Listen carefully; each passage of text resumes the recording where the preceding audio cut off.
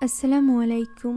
ইন্দোনেশিয়ার লাবুতায়াস গ্রামে আনাগোনা এক ভয়ঙ্কর প্রেতাত্মা মার্নির। মাগরিবের আজানের পর কোনো বাচ্চাকে বাড়ির বাইরে পেলেই তুলে নিয়ে যায় সে, আর কখনোই কোনো বাচ্চা তার কাছ থেকে ফিরে আসে না। তার এই কাজের পেছনে রয়েছে অতীতের এক ভয়ঙ্কর রহস্য, যা জানলে গা শিউরে উঠবে আপনারও। তাই চলুন কোনো রকম স্পয়লার না দিয়ে সরাসরি চলে যাওয়া যাক আজকের এই গল্পে, যার নাম মার্নি দ্য স্টোরি অফ উইউই গম্বেল। গল্পের শুরুতে আমরা ইন্দোনেশিয়ার এক গ্রামের দৃশ্য দেখতে পাই, যেখানে গ্রাম প্রধানের স্ত্রী তার ঘরে বসে নামাজ আদায় করছিল।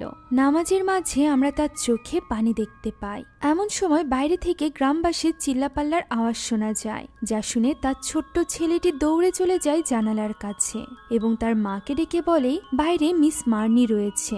যা শুনে তার মা নিজেও জানালার কাছে দৌড়ে আসে। আমরা দেখতে পাই গ্রামবাসীরা একজন মেয়েকে জোর করে ধরে নিয়ে যাচ্ছে, যার কাপড় ছেঁড়া। এই মেয়েটির নামই হলো মার্নি। মার্নি এখানে গ্রাম প্রধানের স্ত্রীর দিকে তাকিয়ে থাকে, আর এরপর তাকে জোর করে গ্রামবাসীরা সামনের দিকে নিয়ে যায়। যা দেখে ওই গ্রাম প্রধানের স্ত্রী জানালার পর্দা দিয়ে দেয় এবং সামনের দিকে তাকাতেই সে দেখতে পাই সেখানে দাঁড়িয়ে আছে তার বড় ছেলে। দৃশ্য চলে যায় মার্নি নামের ওই মেয়েটির দিকে, যাকে ধরে গ্রামবাসীরা বিরাট বড় এক বটগাছের নিচে নিয়ে যায়। সেখানে মার্নি তাদের সকলকে উদ্দেশ্য করে বলে তারা ওই একই জিনিস অনুভব করবে যা আজ মার্নি অনুভব করছে।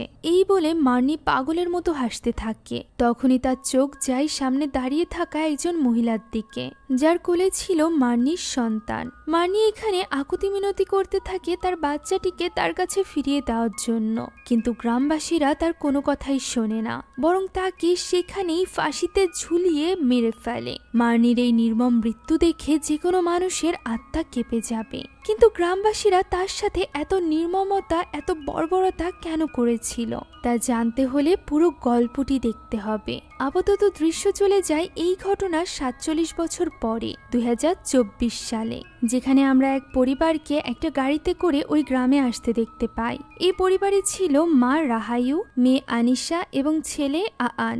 রাহায়ু মূলত নিজের দুই ছেলে মেয়েকে নিয়ে এই গ্রামেই শিফট হচ্ছিল, তবে তারা যে গাড়িতে করে আসছিল তা পথেই নষ্ট হয়ে যায়। ড্রাইভার তখন গাড়িটি স্টার্ট করার চেষ্টা করছিল।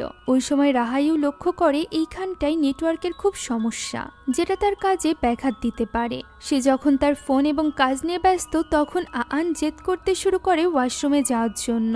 সে তো চিৎকার করতে করতে গাড়ি থেকে নেমে যায়, যার পিছু পিছু চলে যায় আনিশা। তখনই ওই পথ দিয়ে বর্তমান গ্রাম প্রধানের গাড়ি যাচ্ছিল, যে কিনা তাদের গাড়ি দেখে নিজের গাড়ি থামায়। এই গ্রাম প্রধানের নাম ছিল বাদ্রি। বাদ্রিকে দেখে রাহায়ুকে ডাক দেয় ওই ড্রাইভার। আমরা জানতে পারি রাহায়ু তার পরিবার নিয়ে বাদ্রির বাড়িতেই উঠতে চলেছে, অর্থাৎ মুভির প্রথম দৃশ্যে দেখানো ওই বাড়িটিতে। রাহায়ু এখানে তার ছেলে মেয়ের সাথে বাদ্রির পরিচয় করিয়ে দেয়। আনিশা এখানে স্বাভাবিকভাবে তার সাথে হ্যান্ডশেক করলেও আমরা আআনকে দেখে বুঝতে পারি যে সে একটু অস্বাভাবিক ছিল। এখন তাদেরকে নিজের গাড়িতে করে নিয়ে বাদ্রি পৌঁছে যায় তাদের পুরনো বাড়িতে, যেখানে সে তার ছোটবেলা কাটিয়েছে। অর্থাৎ মুভির শুরুতে যে ছোট্ট বাচ্চাটিকে দেখেছিলাম, সেই মূলত এই বাদ্রি ছিল। বাদ্রি এখানে জানায় যে তার স্ত্রী অসুস্থ হওয়ার পর তারা এই বাড়িটি ছেড়ে ছোট্ট একটা বাড়িতে শিফট হয়ে গিয়েছে, তাই তো এখন রাহায়ু এই বাড়িটি ভাড়া নিয়েছে। আমরা জানতে পারি রাহায়ুর তার হাজবেন্ডের সাথে ডিভোর্স হয়ে গিয়েছে, যদিও এখানে আসার কথা ছিল রাহায়ু এবং আনিশার, আর আআনের তার বাবার কাছেই থাকার কথা, কিন্তু কোনো এক কারণে রাহায়ু বাধ্য হয়েছে আআনকে নিজের সাথে রাখতে। অর্থাৎ আমরা বুঝতে পারি রাহায়ু তার নতুন শুরু হওয়া এই ব্যস্ত জীবনে আআনের দায়িত্ব নিতে চায় না, তাই তো তার সম্পূর্ণ দেখাশোনা আনিশাই করে। এখন আনিশা এখানে সবগুলো ঘর ঘুরে দেখছিল, যেখানে সে একটা ঘরের জানালায় একটা বিশেষ বস্তু ঝুলানো অবস্থায় দেখতে পায়। তার মনে কৌতূহল জাগে এবং সে সেটা খুলে ফেলে। সে সেটাই দেখছিল, এমন সময় তার পিছে থাকা আলমারিটির দরজা আস্তে আস্তে করে খুলে যায়। তার ভেতর থেকে শব্দ আসতে থাকে, যা শুনে আনিশা আস্তে আস্তে করে সেদিকে এগিয়ে যায়। সে এগিয়ে গিয়ে দরজা খোলার বদলে সেটা উল্টে আটকে দেয়, কারণ সে বুঝতে পেরেছিল ভেতরে আন আছে। আন এখানে চিৎকার করছিল এবং তার বোনকে দরজা খুলতে বলছিল। এই নিয়ে তাদের দুই ভাই বোনের মধ্যে খুনসুটি হচ্ছিল। এমন সময় তাদের মা রাহায়ু এসে আনিশাকে ডাক দেয় এবং আনিশা দরজাটি খুলে দিয়ে তার পিছু পিছু চলে আসে। তারা মূলত বাদ্রিকে বিদায় দিতে বাইরে এসেছিল, যেখানে রাহাইউর কাছে তাদের পাওনাদারের কল আসে, যা দেখে সে আরো বেশি টেনশনে পড়ে যায় এবং ভেতরে চলে যায়। আনিশা নিজেও তার মায়ের অবস্থা বুঝতে পারছিল। হঠাৎ করে ইনকাম, পাশাপাশি ছেলে মেয়েকে সামলানো, সেই সাথে জীবনের এত বড় পরিবর্তন, এই সব কিছু মেনে নিয়ে সামনের দিকে এগোনোটা তার মায়ের জন্য বেশ কঠিন ছিল। আর এই ব্যাপারে আনিশা তার বান্ধবী পপির সাথেও শেয়ার করে। এখানে কথা বলতে বলতে হঠাৎই তার চোখ যায় উপরে সিলিংয়ের দিকে, যেখানে একটা বোর্ড খোলা ছিল। যদিও সে এটা নিয়ে খুব একটা মাথা ঘামায় না। আনিশা এখানে পপিকে জানায় যে তারা এখানে কিছু সময়ের জন্যই এসেছে। যখন তার মা তার বাটিকের ডিজাইনের ইনভেস্টর পেয়ে যাবে, তখন তাদের সব লোন শোধ হয়ে যাবে এবং তারা শহরে ফিরে যেতে পারবে। যা শুনে পপি তাকে আশ্বস্ত করে যে সে খুব শীঘ্রই তার সাথে দেখা করতে আসবে। এসব কথা বলতে বলতে হঠাৎ করে নেটওয়ার্ক না থাকার কারণে তাদের কল কেটে যায়।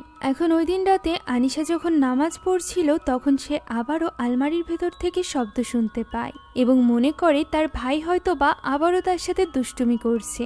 তাই তো সে সালাম ফিরিয়ে নামাজ থেকে উঠে যায় সরাসরি আলমারির কাছে এবং আবারও সকালের মতোই আলমারির দরজাটি বন্ধ করে দেয়। তখনই তার ভাই ওই ঘরে চলে আসে এবং বেডের উপর এসে বসে, যা দেখে আনিশা একেবারেই হতবাক হয়ে যায়। এর মানে আলমারির ভেতরে তার ভাই শব্দ করছিল না, করছিল অন্য কিছু। ওই রাতে খাবার টেবিলেও একটা ঘটনা ঘটে। রাহাইও তখনও খাবারে ব্যস্ত। আন খাবার খেতে চাইছিল না, তাই আনিশা তাকে প্রমিস করে যে আগামীকাল সে তার পছন্দের মাছ রান্না করবে, আজ যেন সে এটা খেয়ে নেয়। তখনই আন সেখানে থাকা একটা পুরনো সেলাই মেশিনের দিকে আঙুল তুলে বলে তাদেরকেও খাবার দিতে, যা শুনে আনিশা একটু অবাক হয়। সে ভাবে আন হয়তোবা সেলাই মেশিনের কথা বলছে, তবে আন এখানে একই কথা বারবার বলছিল এবং আচমকাই যখন সে নিজে ওই সেলাই মেশিনের দিকে তাকায়, ভয়ে চিৎকার করে ওঠে এবং সেখানে থাকা খাবার ফেলে দেয় এবং দৌড়ে চলে যায় নিজের ঘরে। যা দেখে রাহাইও তাকে শাসন করতে যেতে চাইছিল, তবে আনিশা ব্যাপারটা সামলে নেয়। এখন এই বাড়ির পরিবেশ তো বেশ ভয়ঙ্কর ছিলই, সেই সাথে গ্রামের পরিবেশও খুব একটা ভালো ছিল না। কেননা পরদিন আনকে নিয়ে আনিশা যখন বাজারে যাচ্ছিল, তখন কিছু ছেলেপেলেরা তাকে নিয়ে অনেক বাজে মন্তব্য করে। প্রথমে তো আনিশা ইগনোর করছিল, তবে যখন ব্যাপারটা সহ্যের বাইরে চলে যায় তখন সে প্রতিবাদ করে। তখন ওই ছেলেগুলো তার সাথে আরো বেশি খারাপ ব্যবহার করে। তাদের হাত থেকে তাকে বাঁচানোর মতো সেখানে কেউই ছিল না। তখনই সেখানে চলে আসে বাদ্রির ছেলে তামা। তামা এখানে ওই ছেলেগুলোর মধ্য থেকে একজনের হাত মুচড়ে ধরে এবং বাকিদেরকে হুমকি দেয়, যার ফলে আর কেউ কোনো কথা বাড়ায় না। এখানে তামা এবং আনিশার পরিচয় হয়। যদিও আনিশা এখানে হাত মেলাতে চাইলেও তামা তার সাথে হাত মেলায় না। এখান থেকে আমরা বুঝতে পারি তামা অনেক ইসলামিক মাইন্ডের একজন ছেলে ছিল। আনকে নিয়ে আনিশা যখন বাজারে দোকান থেকে কেনাকাটা করছিল, তখন অন্যদিকে রাহাইও বসে বাড়ির সব জানালায় ঝুলিয়ে রাখা ওই অদ্ভুত জিনিসগুলোকে পোড়াচ্ছিল। এদিকে আনিশা দোকান থেকে সবকিছু কেনাকাটা শেষ করে চলে যায় পাহাড়ের ঝর্ণার কাছে, যেখানে বসে সে পপির সাথে কথা বলছিল। এমন সময় পপি লক্ষ্য করে পেছনে আন নেই, যা দেখে আনিশা ভীষণ ভয় পেয়ে যায়। তবে সে আশেপাশে খুঁজতেই আনকে পেয়ে যায়, যে কিনা মানসিকভাবে প্রতিবন্ধী একটা মেয়ের সামনে বসেছিল। মেয়েটি এখানে আনকে ওই জিনিসটা দেয় যে জিনিসটা তাদের ঘরে ঝোলানো অবস্থায় রাহাইও পেয়েছিল। শুধুমাত্র তাদের ঘরেই নয়, বরং আনিশা তো ওই দোকানেও এই জিনিসটা ঝোলানো অবস্থায় দেখেছে। তাই তো আনিশা এখানে আনকে ওই জিনিসটা নিতে দেয় না এবং আনকে নিয়ে দ্রুত সেখান থেকে বাড়িতে চলে আসে। এখন মাগরিবের আজান দিয়ে দিয়েছিল। আমরা দেখতে পাই এই গ্রামের সকলে মাগরিবের আজান হলেই পাগলের মতো নিজেদের ছেলে মেয়েকে বাড়ির ভেতরে নিতে ব্যস্ত হয়ে পড়ে। হতে পারে কোনো ভয় তাদেরকে তাড়া করে। অন্যদিকে আনিশা তো আনকে নিয়ে সন্ধ্যার আগেই বাড়িতে ফিরে এসেছিল।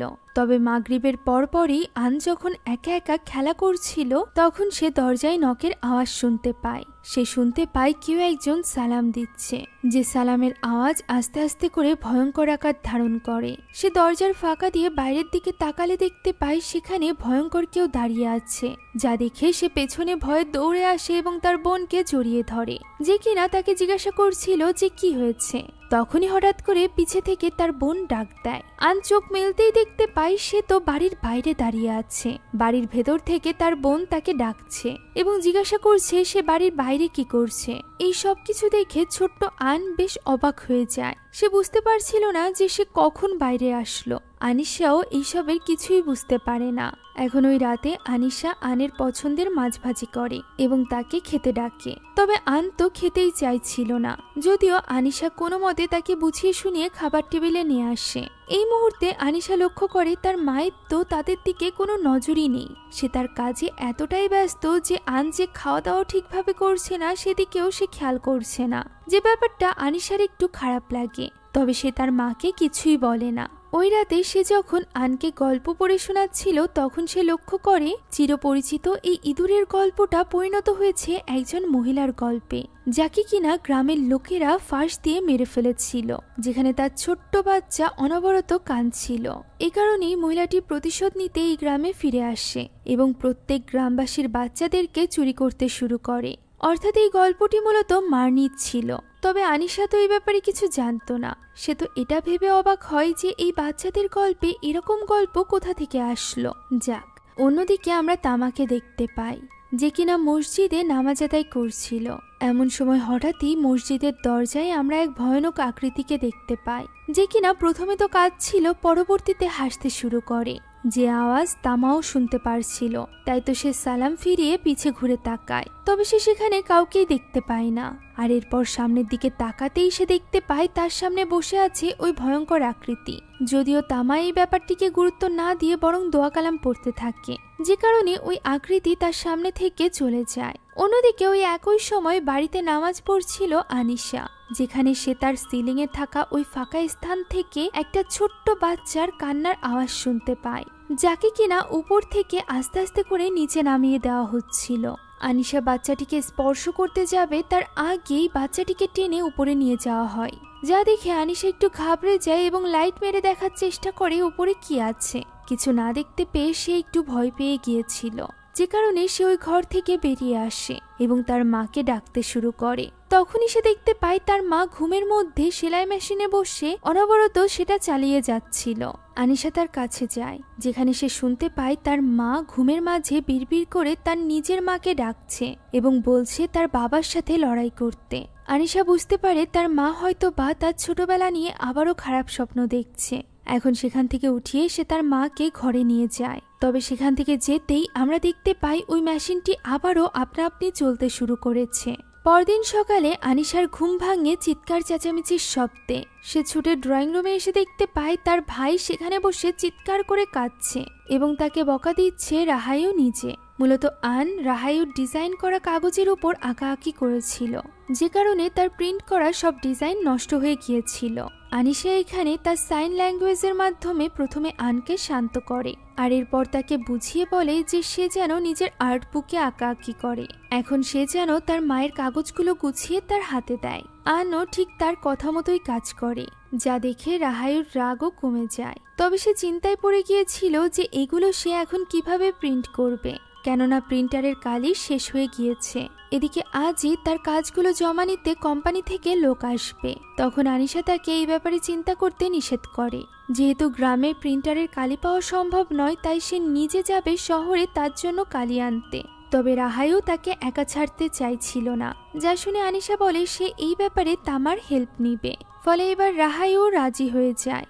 আনিশাও তখনই বেরিয়ে পড়ে কালি আনতে, যেখানে পথে সে দেখতে পায় ওই দুষ্টু ছেলেগুলো ওই মানসিকভাবে অসুস্থ মেয়েটিকে বিরক্ত করছিল, যাকে পাহাড়ে আনিশা দেখেছিল। আনিশা এখানে বাকি গ্রামবাসীর মতো চুপচাপ থাকতে পারে না।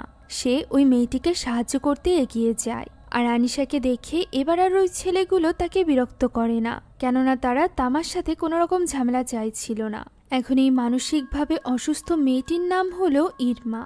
তাকে বাঁচানোতে সে আনিশার উপর ভীষণ খুশি হয়ে যায়, তাই তো সে তার পিছু করতে শুরু করে, যেটা লক্ষ্য করে না আনিশা।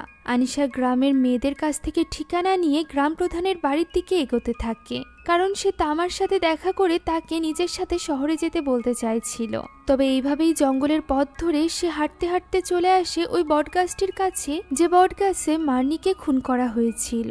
সেখানে আসা মাত্রই এক ভয়ানক কণ্ঠ আনিশার নাম ধরে ডাকে, যা শুনে আনিশার হাবভাবও পাল্টে যায়। সে আস্তে আস্তে করে গাছটির কাছে এগিয়ে যায় এবং সেটা স্পর্শ করতেই যাবে, এমন সময় সেখানে চলে আসে ইরমা এবং তাকে ওই গাছটি স্পর্শ করার হাত থেকে বাঁচিয়ে নেয়। যদিও ইরমাকে সেখানে দেখে আনিশা বেশ ঘাবড়ে যায়। দেখা যায় ইরমা তো তাকে তার মানিব্যাগটা ফেরত দিতে এসেছিল, যেটা সে ভুল করে গ্রামের মাঝে ফেলে দিয়েছিল। তবে এই মানিব্যাগের সাথে ইরমা আরো একটা জিনিস তাকে দেওয়ার চেষ্টা করে, যেটা বুঝতে না পেরে আনিশা ঘাবড়ে গিয়ে ইরমার হাতে আঘাত করে। তখনই সেখানে চলে আসে তামা দুজনকেই শান্ত করে। তখন ইরমা আনিশার প্রোটেকশনের জন্য তার কাছে ওই জানালায় ঝুলিয়ে রাখা বস্তুটি এগিয়ে দেয়। তামা তার কথা মতো তার হাত থেকে জিনিসটা নিয়ে নেয়। আর এরপর আনিশাকে জিজ্ঞাসা করে সে এখানে কি করছে। আনিশা তাকে জানায় সে তো তার বাড়িতেই যেতে চাইছিল, তবে হয়তোবা সে হারিয়ে গিয়েছে। যা শুনে তামা তাকে নিজের সাথে করে নিজের বাড়িতে নিয়ে যায়। অন্যদিকে ওই সময় বাড়িতে আমরা রাহায়ুকে দেখতে পাই, যে কিনা কিছু জিনিসপত্র গোছাচ্ছিল। এমন সময় এই বাড়িতে থাকা পুরনো একটা বক্স পায় সে, যে বক্সের ভেতরে বাদ্রির পুরো পরিবারের ছবি ছিল। সে এইগুলোই দেখছিল। এমন সময় আমরা আনকে দেখতে পাই, যে কিনা খেলার মাঝখানেই লক্ষ্য করে তার মা ভুল করে ল্যাপটপটি খুলে রেখে গিয়েছে। তাই তো সে তার মাকে চৌকি দিয়ে যখন আশেপাশে দেখতে পায় না, তখন সে ল্যাপটপে বসে পড়ে। অন্যদিকে আমরা আনিশাকে দেখতে পাই, যে কিনা তামার সাথে তার বাড়িতে পৌঁছে গিয়েছিল। এখানে তামার মা তাকে ইরমার কথা বলে। ইরমা ছোটবেলাতে স্বাভাবিক ছিল, তবে তাকে ছোটবেলাতে তুলে নিয়ে গিয়েছিল উইউই গম্বেল। ইন্দোনেশিয়ানরা বিশ্বাস করে উইউই গম্বেল হলো এমন এক মহিলার অতৃপ্ত আত্মা, যে কিনা সন্ধ্যা নামার পর কোনো বাচ্চাকে বাড়ির বাইরে পেলে তাকে তুলে নিয়ে যায়। তামা বলে আনিশা হয়তোবা শহর থেকে এসেছে, এ কারণেই উইউই গম্বেলে বিশ্বাস করে না। তবে তারা সকলেই বিশ্বাস করে যে ইরমাকে উইউই গম্বেলে তুলে নিয়ে গিয়েছিল। যার প্রতি উত্তরে আনিশা তার বান্ধবী পপির কথা বলে। পপি নাকি ছোটবেলা থেকেই এই সকল জিনিস দেখতে পেত, যদিও আনিশা কখনো তার এই কথায় বিশ্বাস করেনি। এখন আনিশা ফাইনালি তামাকে বলে যে সে কি তাকে একটু সময় দিতে পারবে, তার সাহায্যের প্রয়োজন। তামাও এই কথায় রাজি হয়ে যায়। অন্যদিকে রাহায়ু হাতের কাজ শেষ করে যখন ল্যাপটপের কাছে আসে, তখন সে দেখতে পায় আন তার ডিজাইন সব নষ্ট করে দিয়েছে।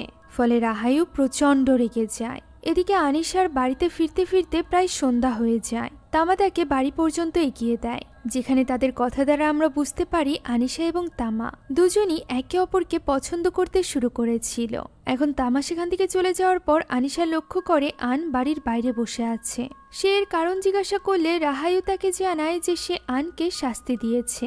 আন তার সব ডিজাইন নষ্ট করে দিয়েছে, হয়তোবা তার চাকরিটাও চলে যাবে। তাই এবার আনকে অবশ্যই শাস্তি পেতে হবে। আনিশা যেন এই ব্যাপারে কোনো রকম কথা না বলে। আনিশাও এখানে বাধ্য হয়ে চুপ হয়ে যায়। সে আনের জন্য একটা ড্রয়িং বুক নিয়ে এসেছিল, যেটা সে আনকে দেয় এবং সেই সাথে দেয় কিছু কলম। সে আনকে সেখানেই বসে ড্রয়িং করতে বলে, যতক্ষণ না তার রাতের খাবার রান্না শেষ হচ্ছে। খাবার রান্না শেষ হয়ে গেলে সে নিজেই আনকে ভেতরে ডেকে নিবে। আনও বড় বোনের কথা মতো বাইরেই বসে থাকে। তবে আনিশা ভেতরে যেতেই আমরা দেখতে পাই দূরে গাছের কাছে কোনো এক ভয়ঙ্কর মহিলা দাঁড়িয়ে আছে। এখন ডিনার বানানো প্রায় শেষ হয়ে গিয়েছিল। এমন সময় দরজায় কেউ নক করে। রাহায়ুর মতে তার কাজ নেওয়ার জন্য কোম্পানি থেকে লোক এসেছে, যদিও সৌভাগ্যবশত সে ব্যাকআপের মাধ্যমে তার কাজগুলোকে রিস্টোর করতে সক্ষম হয়েছিল, যেগুলো সে এখন প্রিন্ট করছিল। তাই একটু সময়ের জন্য আনিশাকে ওই লোকটিকে সামলাতে বলে। আনিশা বাইরে গিয়ে লোকটিকে একটু সময় অপেক্ষা করতে বলে। এমন সময় সে লক্ষ্য করে সেখানে তো আন নেই। লোকটিকে জিজ্ঞাসা করলে লোকটি জানায় সে আসা অবধি থেকে এখানে কাউকেই দেখেনি। যা শুনে আনিশা ভীষণ ঘাবড়ে যায়। সে বাড়ির আশপাশ থেকে শুরু করে পুরো গ্রামে ছুটে আনকে খুঁজতে আরম্ভ করে। এই সময় আমরা গ্রামের বিভিন্ন স্থানে পচংকে দেখতে পাই, যদিও আনিশা এসব লক্ষ্য করে না। সে তো পাগলের মতো তার ভাইকে খুঁজছিল। তখনই সেখানে চলে আসে ইরমা। ইরমা নিজেও এখানে বেশ ঘাবড়ে গিয়ে কাঁদছিল। আনিশা তার কাছে বারবার জিজ্ঞাসা করে সে আনকে দেখেছে কিনা, তবে ইরমা কোনো উত্তর দেয় না, বরং সে কাঁদতে কাঁদতে সেখান থেকে চলে যায়। ফলে ওই রাতে আনিশা এবং রাহায়ু চলে যায় গ্রাম প্রধান বাদ্রির বাড়িতে, যেখানে আনিশা বাদ্রির কাছে জিজ্ঞাসা করে যে এর পেছনে তাদের গ্রামের উইউই গম্বেল তো নেই। যা শুনে বাদ্রি একটু ইতস্তত বোধ করে। আর এরপর সে ওই ঘটনা খুলে বলে যে ঘটনার কারণে গ্রামের সবাই উই উই গম্বেলকে এত বেশি মানে। ঘটনাটি শুরু হয়েছিল আজ থেকে 47 বছর আগে, অর্থাৎ 1977 সালে, যেখানে এই গ্রামের মাঝে একা একজন মেয়ে বাস করত। তার নাম ছিল মার্নি। মার্নি জুস বিক্রি করে টাকা উপার্জন করত। তবে একা মেয়ে হওয়ায় গ্রামের সকলেই তাকে প্রায় খারাপ নজরে দেখত। ঘটনাটি যেদিন ঘটেছিল সেদিন সে বাদ্রিকে শেষবারের মতো জুস খাওয়াতে এসেছিল। যদিও বাদ্রির মায়ের মার্নির সাথে ভালো সম্পর্ক ছিল, তবে বাদ্রির বাবা অর্থাৎ তখনকার গ্রাম প্রধানেরও তার দিকে খারাপ নজর ছিল। যে জিনিসটা বুঝতে পেরে মার্নি সেখান থেকে দ্রুত বেরিয়ে যায়। সন্ধ্যার আগে সে বাড়িতে ফিরতে চাইছিল, তবে গ্রামের কিছু বখাটে ছেলে তার পথ আটকায়। যে ছেলেগুলোর মধ্যে গ্রাম প্রধানের ছেলে জান্ত্রাও ছিল, অর্থাৎ বাদ্রির বড় ভাই। মার্নি এখানে তাদের পাত্তা না দিলে তারা মার্নির পিছু করতে থাকে। চার বখাটে তাকে আটকে ধরে জঙ্গলের মাঝে, যেখানে মার্নি পুরোপুরিভাবে একা ছিল।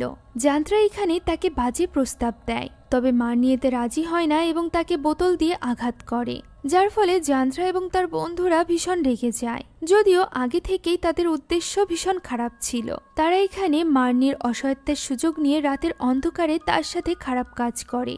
মার্নি চিৎকার করে অনুরোধ করতে থাকে তাকে ছেড়ে দেওয়ার জন্য, কিন্তু তাদের কারোর মনেই কোনো দয়া মায়া হয় না। তারা চারজন শুধুমাত্র তার ক্ষতিই করে না, বরং ক্ষতি করার পর তাকে মারধরও করে। এই ঘটনায় মার্নি এত বেশি মানসিক আঘাত পায় যে সে পাগল হয়ে যায়। কিছু মাস পরে আমরা দেখতে পাই সে প্রেগনেন্ট হয়ে গিয়েছে, যেখানে সে পুরোপুরি উন্মাদে পরিণত হয়েছিল। গ্রামের বাচ্চা কাচ্চা তাকে সব সময় জ্বালাতন করত। এভাবেই আরো কয়েকটা মাস কেটে যায়। সময় চলে আসে মার্নির বাচ্চা প্রসবের। ওই বটগাছের নিচে সে একাই রাতের অন্ধকারে তার বাচ্চাকে জন্ম দেয়। শুধুমাত্র তাই নয়, সে একা হাতে সবকিছু করে। তবে এই বাচ্চা প্রসবের পর তার মানসিক অসুস্থতা অনেকটাই ঠিক হয়ে যায়। তার মনে পড়ে যায় 9 মাস আগে তার সাথে কে কি করেছিল।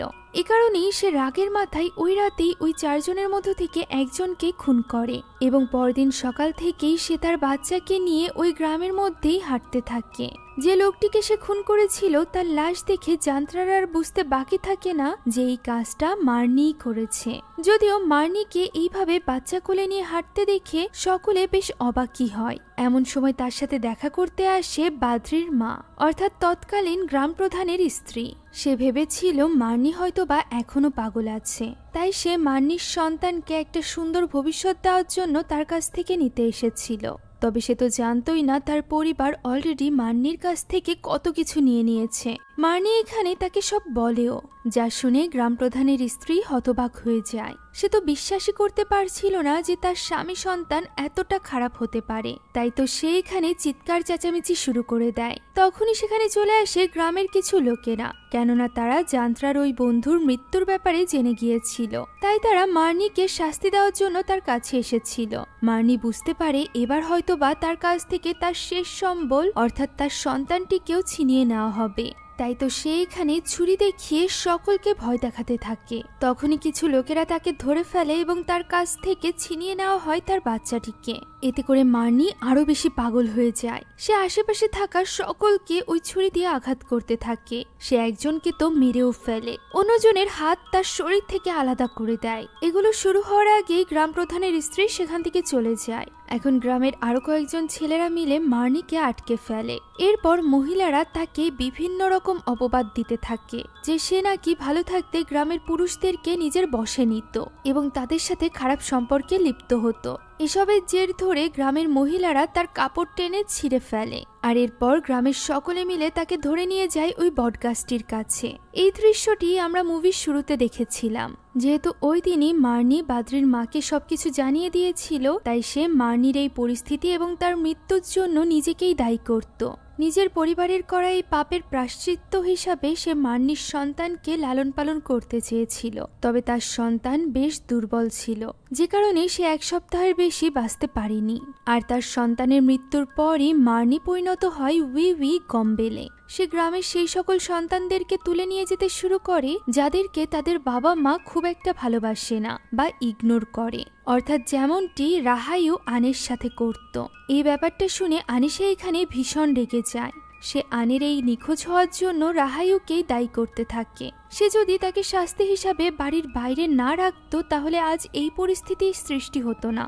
আন অস্বাভাবিক হওয়ায় সে তো তার সন্তানকে কখনো ভালোই বাসেনি, শুধুমাত্র নিজের কাজকেই ভালোবেসেছে। একথা শুনে রাহাইউ এবার রেগে যায়। সে বলে সে যদি কাজ না করে তাহলে তাদেরকে খাওয়াবে কি করে, তাদের ভরণ পোষণ, তাদের স্কুল, এই সব কিছু সে কিভাবে চালাবে। এইসব কিছু নিয়ে মা মেয়ের মধ্যে চিৎকার চেঁচামেচি শুরু হয়ে গেলে কোনো মতে বাদ্রি তাদেরকে থামায় এবং তাদের গ্রামের একটি রীতির কথা বলে যার মাধ্যমে আনকে খুঁজে পাওয়া যেতে পারে। হাতে মশাল জ্বালিয়ে গ্রামের সকলে যদি পুরো গ্রাম জুড়ে পুরো রাত আনের নাম ধরে চিৎকার করতে থাকে তাহলে হতে পারে আন ফিরে আসবে।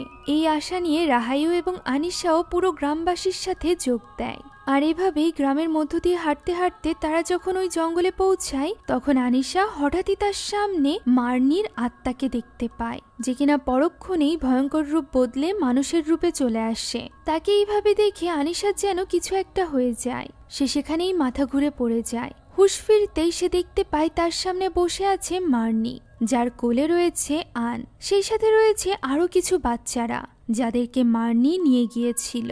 সে এখানে আনকে ডাকতে থাকে, তবে তার উঠার মতো শক্তি ছিল না। তবে এটা তো একটা স্বপ্নের জগৎ ছিল, কেননা বাস্তব জীবনে তার জ্ঞান ফেরে টানা 3 দিন পর। তার জ্ঞান ফেরাতে রাহাইও যেন স্বস্তি পায়। ছেলেকে হারানোর পর সে তো ভেবেছিল এবার হয়তোবা সে মেয়েকেও হারিয়ে ফেলেছে। তাই তো এখানে মা মেয়ে দুজনই একজন আরেকজনকে ভুল বোঝার জন্য ক্ষমা চায় এবং আনিশাকে নিয়ে বাড়িতে ফিরে আসে রাহাইও। তখনও পর্যন্ত আনের কোনো খোঁজ পাওয়া যায়নি। এভাবেই মাসের পর মাস কাটতে থাকে। আনিশা কিছুতেই তার ভাই আনকে ভুলতে পারছিল না। তার এই কষ্ট রাহাইও সহ্য করতে পারছিল না। এভাবেই 3টা মাস কেটে যায়। সময়ের সাথে সাথে আনিশা নামাজ পড়া ছেড়ে দেয়। সে প্রায় ওই বটগাছের কাছে যেত এবং মার্নির আত্মাকে ডাকত। এভাবেই এক রাতে সে বাড়ির বাইরে বের হয় ময়লা ফেলতে, যেখানে তার কাছে আসে ইরমা। ইরমাকে দেখে আনিশা আরো বেশি রেগে যায়। যদিও ইরমা এখানে এসেছিল আনিশাকে ওই প্রোটেকশন স্পেলটা দিতে, যেটা সে গ্রামের সবাইকে দেয়। হয়তোবা ইরমা আনিশার কোনো বিপদের ব্যাপারে জানতে পেরেছিল, কিন্তু আনিশা তার কোনো কথাই শোনে না। এমনকি ইরমা যখন ওই রক্ষা কবচটি আনিশার পায়ের কাছে রাখে তখন সে তা পাড়িয়ে নষ্ট করে ফেলে, যা নিয়ে ইরমা কষ্ট পায় এবং সেখান থেকে দৌড়ে চলে যায়। ওই দিন রাতে ঈশার নামাজের সময় আনিশা যায় মসজিদে, যেখানে তামা ছিল। সে তামার সাথে কথা বলে, যেখানে তামা তাকে বোঝানোর চেষ্টা করে যে এইভাবে মহান আল্লাহ তাআলার ইবাদত করা ছাড়লে চলবে না, তার মহান আল্লাহ তাআলার কাছে সাহায্য চাওয়া উচিত। যদিও এখন আর আনিশার এতে কোনো লাভ আছে বলে মনে হচ্ছিল না।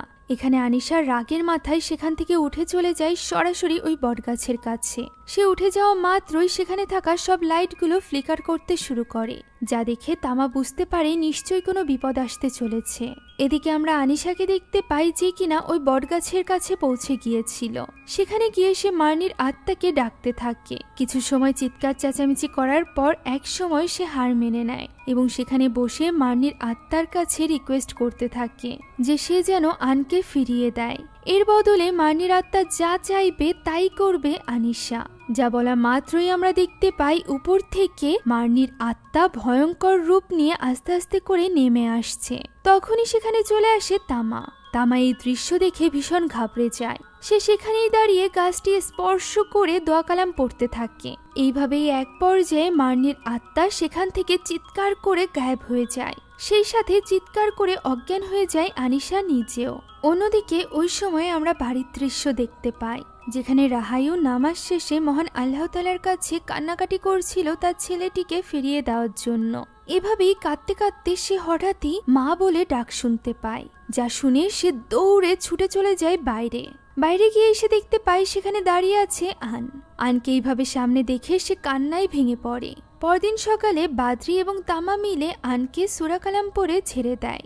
যদিও তামার এখানে মনে হচ্ছিল যে কোনো কিছুই স্বাভাবিক না, কেননা সে ছোটবেলা থেকে উই গম্বেলের ব্যাপারে যে গল্প শুনেছে সেই অনুযায়ী যদি মার্নির আত্মা কোনো বাচ্চাকে ফেরতও দেয় তবে সে কিছুদিনের মধ্যেই ওই বাচ্চাকে নিয়ে নেয়, তাও আবার তার পরিবারকে মেরে। এই কারণেই তামা আনিশা এবং রাহাইউর জন্য বেশ চিন্তিত ছিল। এদিকে জ্ঞান ফেরার পর আনিশা যখন দেখতে পায় তার ভাই ফিরে এসেছে, তখন সে তাকে দৌড়ে গিয়ে জড়িয়ে ধরে। তবে তামার তো চিন্তা যাচ্ছিলই না, যে কারণে সে বাদ্রির কাছে জানতে চায় যে সে কি কখনো ওই বটগাছটি কেটে ফেলার চেষ্টা করেনি। উত্তরে বাদ্রি জানায় তামা যখন ছোট ছিল তখন সে এই ব্যাপারে অনেক চেষ্টা করেছে, অনেক ওস্তাদ হুজুরের সাথে সে দেখাও পর্যন্ত করেছে, তবে কোনোভাবে কোনো সফলতা পাওয়া যায়নি। অনেক চেষ্টার পরও ওই গাছ সে কাটতে পারেনি। এমনকি ওই গাছ কাটার জন্য সে যদি কোনো লোক ঠিকও করেছে তাদেরও মৃত্যু ঘটেছে, যা শুনে তামা বেশ ভয় পেয়ে যায়। দৃশ্য পরিবর্তিত হয় এবং আমরা রাহাইউকে দেখতে পাই, যে কিনা নিজ হাতে ওই রক্ষা কবচ বানাচ্ছিল, যেগুলো সে আনিশাকে ডেকে প্রত্যেকটি জানালায় টাঙিয়ে দিতে বলে। তবে আনিশা ওই রক্ষা কবচ হাতে নিতেই সেটা ফেলে দেয়। আমরা দেখতে পাই তার হাতের যে যে স্থানে ওই রক্ষা কবচের স্পর্শ লেগেছিল সে স্থান পুড়ে গিয়েছিল, যা দেখে আনিশা নিজেও অবাক হয়ে যায়। ওই দিন সে মাগরিবের সময় দোকানে গিয়েছিল কেনাকাটা করতে, যেখানে মাগরিবের আজান দিয়ে দেওয়ায় দোকানদার বাচ্চাদেরকে ভেতরে যেতে বলে, তা না হলে উই উই গম্বেল এসে তাদেরকে তুলে নিয়ে যাবে। কথা শুনে আমরা আনিশার মুখে এক অদ্ভুত রকমের হাসি দেখতে পাই। তবে সেটা বেশিক্ষণ স্থায়ী হয় না, কেননা সে কিছুতেই আজানের শব্দ সহ্য করতে পারছিল না। তাকে এইভাবে ছটফট করতে এবং নিজের কান বন্ধ করতে তামাও লক্ষ্য করে। ওই দিন রাতে রাহাইও নিজ হাতে আনের জন্য খাবার রান্না করেছিল। অনেকদিন পর সে আনকে গালে তুলে খাইয়ে দিতে চায়। তবে এই জিনিসটা দেখে আনিশার তো খুশি হওয়ার কথা, কিন্তু সে খুশি হয় না, বরং সে নিজে চাইছিল আনকে খাইয়ে দিতে, যেন তার রাহাইউর সাথে কোনো প্রতিযোগিতা রয়েছে। সে তো এখানে চিৎকার করে ওঠে, যার ফলে আন অনেকটা ভয় পেয়ে যায়, যাকে শান্ত করে রাহাইউ। আনিশার এই ব্যবহার দেখে রাহাইউর নিজেরও বেশ সন্দেহ হয়। ওই রাতে ঘুমানোর আগে সে আনের ঘর থেকে কিছু শব্দ শুনতে পায়। সেদিকে গেলে সে দেখতে পায় আনিশা এবং আন তখনও খেলছে। সে তাদেরকে শুয়ে পড়তে বলার সাথে সাথেই আনিশা খুবই ভয়ঙ্করভাবে তার দিকে তাকায়। সাথে সাথে দরজাটি বন্ধ হয়ে যায়, যা দেখে রাহাইও ভীষণ ঘাবড়ে যায়। সে চিৎকার করে আনিশাকে ডাকতে থাকে। তখনই আনিশা পাশের ঘর অর্থাৎ আনিশার ঘর থেকে বেরিয়ে আসে। রাহাইও লক্ষ্য করে দরজা তো খোলা এবং ভেতরে আন একা ঘুমিয়ে আছে, যা দেখে রাহাইও বেশ অবাক হয়। পরদিন সকালে তার ঘুম ভাঙে মার্নির গুনগুনানির আওয়াজ শুনে।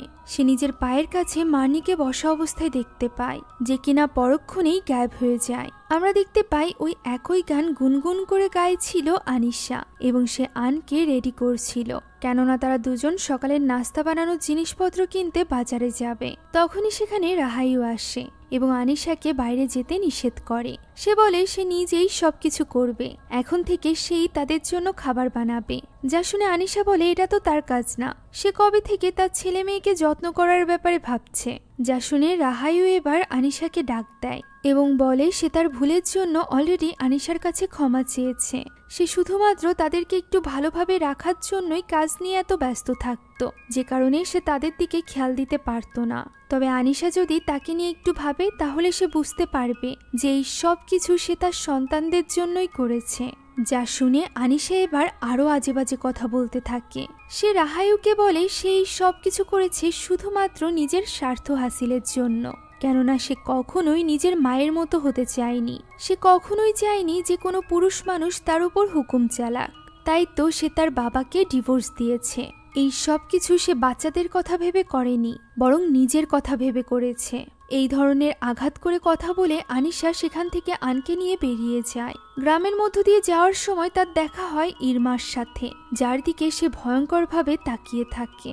তার এই তাকানো দেখে ইরমার আর বুঝতে বাকি থাকে না যে এটা আনিশা নয়, বরং আনিশার মধ্যে থাকা মার্নির আত্মা, যাকে দেখে ইরমা ভয় পেয়ে যায়। এদিকে ওই দিনে আমরা আনিশার বান্ধবী পপিকে গ্রামে আসতে দেখতে পাই, যাকে গ্রামের দুজন লোক বাড়িতে এগিয়ে দেয়, যেখানে আনিশা পপিকে দেখে ভীষণ খুশি হয়ে যায়। পপি ভেতরে আসে এবং আনিশা তার কাছে জিজ্ঞাসা করে যে এই বাড়িতে কোনো ভূত আছে কিনা, সে কাউকে দেখেছে কিনা। পপি উত্তরে বলে এই বাড়িতে বেশ কয়েকটা ভূত আছে, একটা আছে সেলাই মেশিনের কাছে, আরেকটা আছে আনিশার ঘরের সামনে। এছাড়া আনিশার ঘরের সিলিং এর উপর যে ফাঁকা জায়গা ওইখানে একটা আছে, সেই সাথে রয়েছে রান্নাঘরে একটা। এই ভূতটা আবার অনেক ভালো, সে আনিশাকে রান্না করার সময় দেখতে খুব পছন্দ করে। পপির এইসব কথা শুনে আনিশা বেশ মজা পাচ্ছিল, কেননা সে তো মনে মনে পপিকে একদমই বিশ্বাস করত না। তবে পপি এখানে তাকে এই ব্যাপারে বিশ্বাস করতে বলে, কেননা তার মতে সে এখানে এমন এক আত্মাকে দেখতে পেয়েছে যে কিনা ভীষণ ভয়ানক, যে আনের নিখোঁজ হওয়ার জন্য দায়ী। একথা শুনে আনিশা একটু অবাক হয়। এমন সময় তার মা ডাক দিলে আনিশা সেখান থেকে রান্নাঘরে চলে যায়। পপি তখন আনের কাছে আসে এবং তার রোবট টয়টিকে চালানোর ব্যাপারে তাকে শেখাতে থাকে। ঠিক তখনই আমরা দেখতে পাই আনিশার কিছু একটা হয়ে গিয়েছে। সে দূর থেকে পপিকে আনের কাছে দেখে সহ্য করতে পারছিল না, তাই সে সেখানে আসে এবং পপির হাত থেকে ওই রিমোটটি ছিনিয়ে নেয়, আর এরপর আনকে নিয়ে সেখান থেকে চলে যায়। এই ব্যাপারটা পপির কাছে বেশ অদ্ভুত লাগে। এখন বিশ্রামের জন্য পপিকে আনিশা তার ঘরে থাকতে বলে, কেননা আজ রাতে আনিশা আনের সাথেই ঘুমাতে চাইছিল। এখন পপি ওই ঘরে একা ছিল, যখন আমরা দেখতে পাই সিলিং এর ওই ভূতটা আস্তে আস্তে করে নামছে, যা দেখে পপি তাকে চিৎকার করে বলে এখন সে অনেক ক্লান্ত, তাই সে যেন তাকে একদমই না জ্বালায়। একথা বলার পর ভূতটা সেখান থেকে চলে যায়। এমন সময় হঠাৎই একটা আত্মা এসে তার উপর হামলা করে। আত্মাটি দেখতে ভীষণ ভয়ানক ছিল। তখনই পপি কোনো মতে হাতের কাছে একটা স্পেলের কাপড় পেয়ে যায়, যেটা ওই আত্মাকে স্পর্শ করাতেই আত্মাটি সেখান থেকে গায়েব হয়ে যায়। আমরা দেখতে পাই এই কাজে পপিকে আরেকটি ভালো আত্মা সাহায্য করেছিল, অর্থাৎ পপি যে আত্মাদেরকে দেখতে পাই এই ব্যাপারটা পুরোপুরি সত্য ছিল। পরদিন পপি এবং আনকে নিয়ে আনিশা যায় ওই ঝর্ণার কাছে। সেখানে সে পপিকে বলে যে মাঝে মাঝে তার মনে হয় তার যেন নিজের শরীরের উপর কোনো নিয়ন্ত্রণ নেই, সে যেন নিজের মধ্যেই নেই। পপি জিজ্ঞাসা করে এটা কবে থেকে হচ্ছে। উত্তরে আনিশা বলে যেদিন থেকে আন ফিরে এসেছে। এমন সময় আন চিৎকার করতে শুরু করে। সে চিৎকার করে বারবার বলছিল যে সে তার মায়ের কাছে যেতে চায়, সে তার মাকে মিস করছে। আনিশা তাকে হাতের ইশারায় শান্ত করার চেষ্টা করলে সে উল্টে আনিশাকে একটা থাপ্পড় মেরে দেয়, যে কারণে তারা আর দেরি করে না এবং তখনই আনকে নিয়ে বাড়ির উদ্দেশ্যে রওনা হয়। যেখানে পৌঁছেই আন দৌড়ে চলে যায় বাড়ির ভেতরে, তার পিছু পিছু যায় আনিশাও। তবে পপি যাওয়ার আগেই তাকে পেছন থেকে ডাক দেয় ইরমা। ইরমা এখানে পপিকে ওই রক্ষা কবচ দেয়, যেটা নেওয়ার জন্য অনুরোধ করতে গিয়ে ইরমা তার পা পর্যন্ত ধরতে যায়। তখনই পপি ইরমাকে স্পর্শ করে এবং অতীতের কিছু দৃশ্য দেখতে পায়, যেখানে ছোট্ট ইরমাকে তুলে নিয়ে গিয়েছিল মার্নি। তবে ইরমাকে সে কোনোভাবেই বশ করতে পারেনি, যে কারণে ইরমাই একমাত্র তার হাত থেকে মুক্তি পেয়েছে, আর এর ফলেই তার মানসিক অবস্থা এরকমটি হয়েছে। এখন ইরমার ব্যাপারে এই সত্য জানার পর পপি বাড়ির ভেতরে চলে আসে, যেখানে সে আনকে একা ঘরে অদৃশ্য কারোর সাথে কথা বলতে দেখতে পায়, যাকে সে মা বলে ডাকছিল। সে লুকিয়ে এই জিনিসটা দেখছিল। তখনই সেখানে আনিশা চলে আসে। আনিশা ভেতরে ঢুকতে চাইলে পপি তাকে ঢুকতে দিতে চায় না, তবে আনিশা জোর করে ভেতরে চলে যায়। তখনই ঘরের দরজাটি আপনা আপনি বন্ধ হয়ে যায়, আর পরক্ষণে যখনই দরজাটি আপনা আপনি খোলে পপি দেখতে পায় আনিশার হাবভাব একদমই বদলে গিয়েছে। এমনকি আনও শান্ত হয়ে তাকে জড়িয়ে ধরে আছে। সে আনকে কোলে নিয়ে পপির সামনে দিয়েই চলে যায়। এই পুরো ঘটনায় পপির এবার আনিশার উপর সন্দেহ হতে থাকে, যে কারণে ওই দিন রাতে খাবার খাওয়ার সময় সে বিভিন্ন রকমের কথা বলে এটা জানার চেষ্টা করছিল যে আনিশার কোনো কিছু মনে আছে কিনা, অর্থাৎ তাদের প্রথম পরিচয় কোথায় হয়েছিল, এছাড়া আন্টির হাতের প্যানকেকের কথা তার মনে আছে কিনা। অথচ রাহাইও তো কখনো তাদের জন্য কেকই বানায়নি। আনিশা এখানে সবকিছুর উত্তরই ভুলভাল দেয়, কেননা আনিশার শরীরে তখন আনিশা নয় বরং মার্নির আত্মা ছিল। তবে এটা যে পপি ধরে ফেলেছে এই ব্যাপারটা সে মার্নিকে মোটেও বুঝতে দেয় না। সে এখানে কোলের উপর একটা স্পেল রেখে দিয়েছিল, যার ফলে আনিশার ভেতরে থাকা মার্নির ভীষণ কষ্ট হচ্ছিল। তাই তো সে এখান থেকে বাহানা করে রান্নাঘরে চলে যায়, যেখানে তার উপর নজর রাখার জন্য ভিডিও ক্যামেরাওয়ালা রোবটটি পাঠায় পপি, যার মাধ্যমে দেখা যায় আনিশা সেখানে ছটফট করছে। এরই মধ্যে দরজায় নক হয় এবং রাহাইও সেখান থেকে উঠে দরজা খুলতে চলে যায়। তাদের বাড়িতে এসেছিল বাদ্রি এবং তামা। তারা এখানে রাহাইও এবং আনিশাকে দাওয়াত করার জন্য এসেছিল। এদিকে আনিশা যে স্বাভাবিক না এটা বুঝতে পেরে পপি তার কাছে চলে যায় এবং একটা পবিত্র ছুরি আনিশার দিকে তাক করে বলে তার ভেতরে থাকা আত্মা যেন বের হয়ে যায়, যা শুনে আনিশা এবার রেগে যায়। তার ভেতরে থাকা আত্মা অর্থাৎ মার্নি এবার সামনাসামনি চলে আসে। দেখা যায় আনিশা পুরোপুরিভাবে পজেসড হয়ে গিয়েছে। সে এখানে পপির উপর হামলা করে, এমনকি এক পর্যায়ে সে পপিকে আহতও করে দেয়। এইসব কিছুর আওয়াজ শুনে তখনই সেদিকে ছুটে আসে রাহাইও, বাদ্রি এবং তামা। রাহায়ু সামনে থাকায় আনিশার হামলার শিকার হয় সে। বাদরি তাকে কোনো মতে সামলে অন্য ঘরে নিয়ে যায়, তবে তামা সেখানেই থেকে আনিশার ভেতরে থাকা মার্নির আত্মাকে বের করার চেষ্টা করছিল। এখানে বেশ কিছুক্ষণ তাদের দুজনের মধ্যে লড়াই হয় এবং এক পর্যায়ে আনিশার ভেতর থেকে মার্নির আত্মা বেরিয়ে আসে। তাকে এইভাবে সামনে দেখে তামা বেশ ভয় পেয়ে যায়। সে সশরীরে এসে তামার উপর হামলা করে, আর এই সুযোগ নিয়ে পপি আনিশাকে ভেতরে নিয়ে যায়। আর এরপরই শুরু হয় তামা এবং মার্নির ভয়ঙ্কর লড়াই। তামা এখানে আল্লাহর নাম নিয়ে ওই শয়তানের সাথে লড়াই করে চলেছিল, তবে শক্তির দিক থেকে সে কিছুতেই তার সাথে পেরে উঠছিল না। যতবারই সে মার্নিকে আঘাত করছিল ততবারই মার্নি ঠিক হয়ে যাচ্ছিল। এমনকি সে তো এক পর্যায়ে মার্নির একটা পা তার শরীর থেকে কেটে আলাদা করে ফেলে, তবে এতে কোনো লাভ হয় না, কেননা তার শরীর থেকে আবারও নতুন করে পা তৈরি হয়। এখানে এক পর্যায়ে মার্নি তামাকে নিচে ফেলে তার গলা চেপে হত্যা করতে যাচ্ছিল। এমন সময় সেখানে চলে আসে পপি। পপি তার কাছে থাকা পবিত্র কাপড় এবং ছুরিটি ওই মার্নির কপালে ছোঁয়ায়, যার ফলে মার্নির আত্মা চিৎকার করতে করতে সেখান থেকে গায়েব হয়ে যায়। এতে করে তখনকার মতো তামা বেঁচে যায়। তামা এখানে তার হাতে থাকা ওই কাপড় এবং ছুরিটি দেখে বেশ অবাক হয়। ওই দিন আনিশাকে বিছানার সাথে বেঁধে রেখে তামা পপির কাছে ওই ছুরির রহস্যের ব্যাপারে জানতে চায়। উত্তরে পপি জানায় সে এটা বংশীয়ভাবে পেয়েছে। তার পরিবার অনেক আগের প্রজন্ম থেকেই এই সকল আত্মাদের সাথে লড়াই করে, যার সূত্র ধরে সে এই পবিত্র জিনিসগুলো পেয়েছে। সে এখানে কথা বলছিল এমন সময় আনিশার জ্ঞান ফিরতে শুরু করে, যা দেখে তার কাছে ছুটে যায় রাহায়ু। ঠিক তখনই আনিশা তার হাতে কামড়ে ধরে, আর এরপর সে একে একে সকলকে নিয়ে আজে বাজে কথা বলতে থাকে। প্রথমে রাহায়ু, এরপর বাদ্রি, তারপর তামা। সে এও বলে দেয় যে তামা আনিশাকে ভালোবাসার নজরে দেখে, যেটা একটা খারাপ নজর। এইভাবেই কথা দিয়ে সে সবাইকে উল্টোপাল্টা বুঝাচ্ছিল। তখনই পপি সেখানে চলে আসে এবং ওই ছুরিটি তার মাথায় ধরে। এর ফলে আনিশার ভেতরে থাকা মার্নির আত্মার কষ্ট হচ্ছিল, তাই তো সে এখানে আনিশার হয়ে অভিনয় করতে শুরু করে। সে পপিকে বলে তার কষ্ট হচ্ছে, সে কি তার বেস্ট ফ্রেন্ডের কষ্ট দেখতে পাচ্ছে না? যা শুনে পপি এবার দুর্বল হয়ে পড়ে এবং তার মাথা থেকে ওই ছুরিটি সরিয়ে নেয়, যেটার সুযোগ নিয়ে মার্নি তার এক হাত মুক্ত করে ফেলে এবং তামাকে কামড়ে আর এক হাত ছাড়িয়ে সে ঝাঁপিয়ে পড়ে বাদ্রির উপর। সে বাদ্রির উপর হামলা করেছে দেখে রাহায়ু তখনই আনকে নিয়ে অন্য ঘরে চলে যায়। এদিকে মার্নির আত্মাও পপি এবং তামাকে আহত করে তার পিছু পিছু ছুটতে থাকে। সে এখানে রাহায়ু এবং আন যে ঘরে ছিল সেই ঘরের দরজা জোরে জোরে খোলার চেষ্টা করছিল। একদিকে ভেতরে থাকা রাহায়ু চেষ্টা করছিল দরজা বন্ধ রাখার, অন্যদিকে আন চিৎকার করে মার্নিকেই মা বলে ডাকছিল এবং চিৎকার করে বলছিল যে সে মার্নির সাথেই থাকতে চায়। এমন সময় সেখানে চলে আসে ইরমা। ইরমা বাইরে থেকে এই সবকিছু বুঝতে পেরে ভেতরে আসা মাত্রই আনিশার উপর হামলা করতে থাকে। সে ওই রক্ষা কবচ তার দিকে মারতে থাকে, যার ফলে মার্নি প্রথমে তো একটু ভয় পেয়ে যায়, তবে ইরমার হাতের রক্ষা কবচ শেষ হয়ে গেলে সে ইরমার উপরই হামলা করে। ইরমা এবং মার্নির আত্মার মধ্যেও এখানে বেশ কিছুক্ষণ লড়াই হয়। এক পর্যায়ে আনিশার শরীরে থাকা মার্নির আত্মা ইরমা সহ জানালা দিয়ে বাইরে লাফিয়ে পড়ে। এদিকে ঘরের ভেতরে থাকা আন বাইরে থাকা মার্নিকেই মা বলে ডাকছিল, যা দেখে রাহায়ু তাকে বোঝানোর চেষ্টা করে যে রাহায়ু হলো তার মা, কিন্তু সে কোনো কথাই শুনতে রাজি হয় না। এমন সময় তার হাতের ধাক্কায় রাহায়ু দূরে গিয়ে পড়ে। সে দেখতে পায় সেখানে চলে এসেছে মার্নির আত্মা, যে কিনা আনকে কোলে নিয়ে সেখান থেকে বেরিয়ে যাচ্ছিল, যা দেখে রাহায়ু চিৎকার করে তার সন্তানকে ফিরিয়ে দিতে বলে, যা শুনে মার্নি তাকে আঘাত করে দূরে ছুঁড়ে মারে।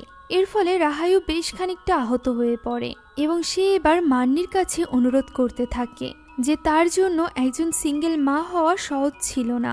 সে অনেক ভুল করেছে, তবে সে নিজের সন্তানকে ভালোবাসে। মার্নিও তো একজন মা, সেও তো এইসব ভোগ করেছে, তারও তো তার কষ্ট বোঝা উচিত। একথা শুনে মার্নি তার কোল থেকে আনকে নামিয়ে দেয় এবং তার দিকে এগিয়ে আসে। আমরা বুঝতে পারি মার্নি হয়তো বা তার কষ্ট বুঝতে পারছে। সে এখানে রাহায়ুকে সান্ত্বনা দিতে থাকে যে রাহায়ু সারা জীবন তার মাকে দায়ী করেছে, যে তার মা কেন তার বাবার কোনো অন্যায়ের প্রতিবাদ করেনি, কেন সারা জীবন তার হাতে মার খেয়েছে, অপমানিত হয়েছে। কিন্তু এটাই তো মায়ের ভালোবাসা। সেই সব কিছু করেছে শুধুমাত্র রাহায়ুর জন্য। সে নিজের সুখ খুশির আত্মত্যাগের মাধ্যমে রাহায়ুর ভবিষ্যৎ ঠিক করেছে। একথা বলতে বলতেই স্বাভাবিক চেহারার মার্নি তার পেটের ভেতর দিয়ে হাত ঢুকিয়ে পিঠের ভেতর দিয়ে বের করে নিয়ে আসে।